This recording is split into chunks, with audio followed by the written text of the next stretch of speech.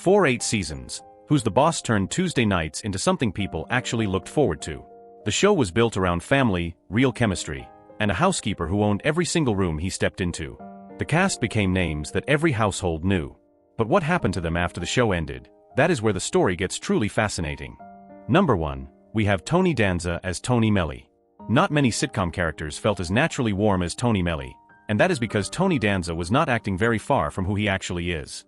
He was a real professional boxer from Brooklyn who accidentally fell into acting and never stopped. He was 33 when the show first aired in 1984, carrying all 196 episodes with a kind of genuine warmth that simply cannot be learned. Now 74 years old in 2026, his personal life has been just as eventful as anything the show's writers ever came up with. He first married his college sweetheart Rhonda Iman back in 1970, had 2 children with her, divorced, briefly got back together, then split permanently.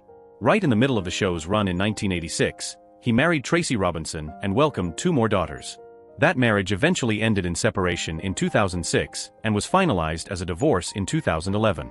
He has stayed single ever since, though everyone around him agrees that being a father has always been the most important job he has ever taken on. Number 2, we have Judith Light as Angela Bauer.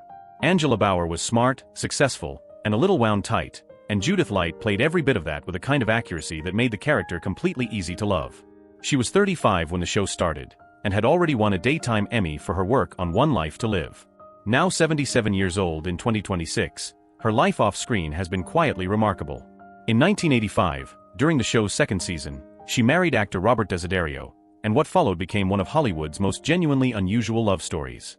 The two have always lived in different cities on purpose, she in New York and he in California, and they have openly said that the distance is exactly what has kept their relationship strong across more than 40 years of marriage.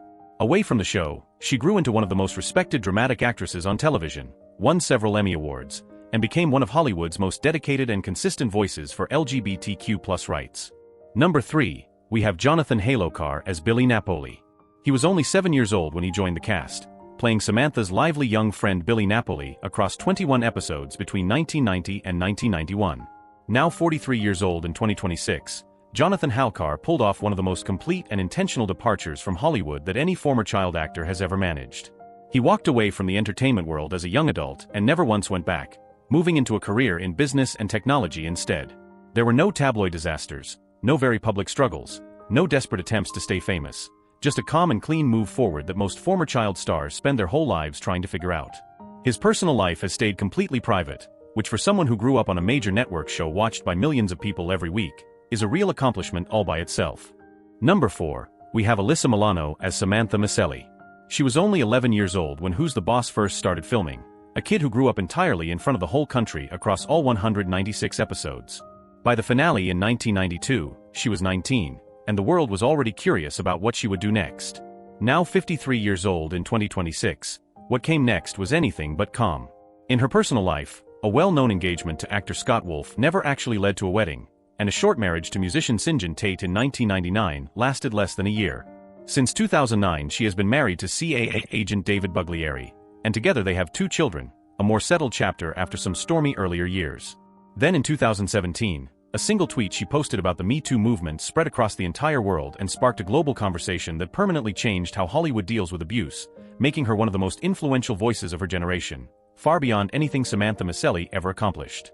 Number 5, we have Robin Thomas as Jeffrey Wells. Jeffrey Wells only showed up across 6 episodes in 1986 and 1987, but Robin Thomas brought enough class to the role that anyone who watched that season still remembers him. He was 32 years old when he joined the show, already quietly building what would turn into one of American television's most dependable long-running careers as a supporting actor. Now 72 years old in 2026, Thomas has spent decades appearing across a huge number of productions, the kind of professional who makes every scene better without ever needing top billing to prove his worth. Through all of it, he has kept his personal life completely away from public attention. No known relationships, no media moments, nothing passed along to the tabloids. Just decades of steady, reliable work, and the kind of career that lasts long enough to speak entirely for itself. Number 6, you have Katherine Helmont as Mona Robinson. Mona Robinson was the kind of grandmother who made every family gathering beautifully unpredictable, and Katherine Helmont played that free and wild energy with such enthusiasm that she became the hidden strength of the entire show. She was 55 years old when Who's the Boss began, and was already a legendary figure in American television. In her personal life, she had been married twice, briefly to George N. Martin in the late 1950s, and then from 1962 to artist David Christian, a love story that lasted an extraordinary 57 years right up until her final day. By every account, the two were completely devoted to one another until the very end. Katherine Helmont passed away on February 23, 2019 at the age of 89, leaving behind a career that covered decades and a character that fans of the show will honestly never forget. Number 7. We have Roeg Mignani as Carmela Rossini.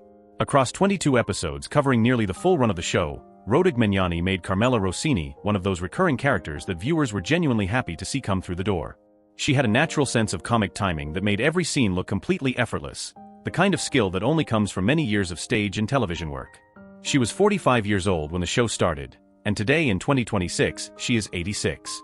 In her personal life, she was married to theater composer Paul Gmanani from 1961, a connection between two seriously dedicated working artists before they eventually went their separate ways.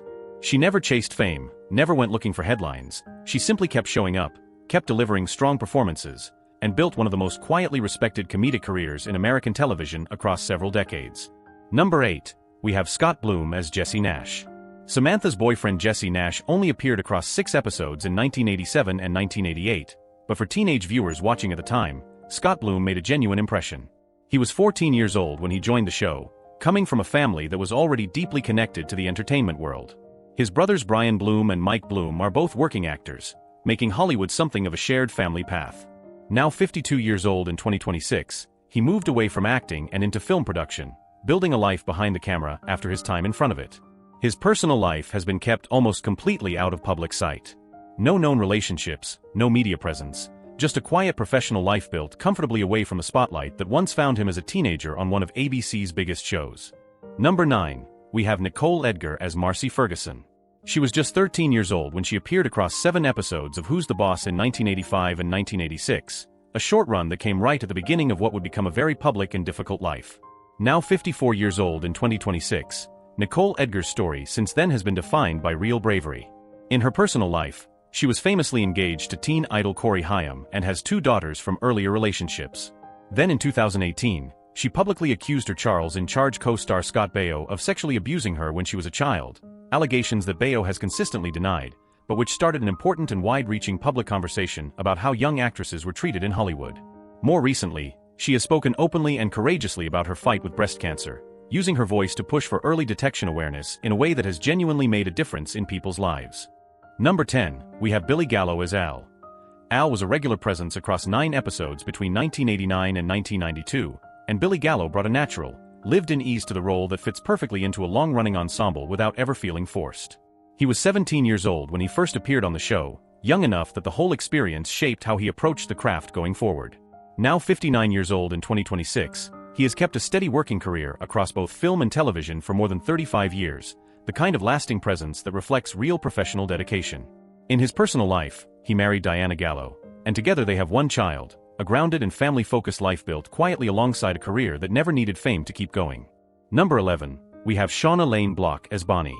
Samantha's best friend Bonnie was a warm and familiar face across 22 episodes stretching from 1985 all the way to 1991, one of the longest recurring roles of any supporting player on the entire show.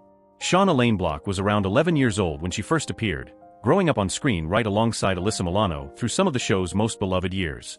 Now approximately 53 years old in 2026, she made the choice to step away from acting after the series came to an end and has kept a truly private life ever since. No public relationships, no appearances in the industry, no social media presence to speak of. For someone who spent years as a recognizable face on one of ABC's most watched shows, that level of quiet is almost extraordinary. She left on her own terms and by all signs has never once looked back. Number 12. We have Danny Pinaro as Jonathan Bauer. Jonathan Bauer grew up right on screen across all 196 episodes, from an 8-year-old boy in 1984 to a 16-year-old young man by the time the finale aired. Danny Pinaro brought a genuine sweetness to the role that made him one of the most loved child actors of his entire generation. Now 50 years old in 2026, his real life took turns that no one watching that show could ever have seen coming. In 2014, he married Will Tabares, a relationship he has spoken about with real openness and deep affection, describing Will as the person who gave him the courage for everything that followed. In 2015, he sat down with Oprah Winfrey and told the world he was HIV positive, a diagnosis he had been carrying privately for 12 years. The interview was seen by millions and marked the start of his life as a powerful activist for HIV awareness and LGBTQ+ rights, a chapter that matters far more than anything television ever gave him.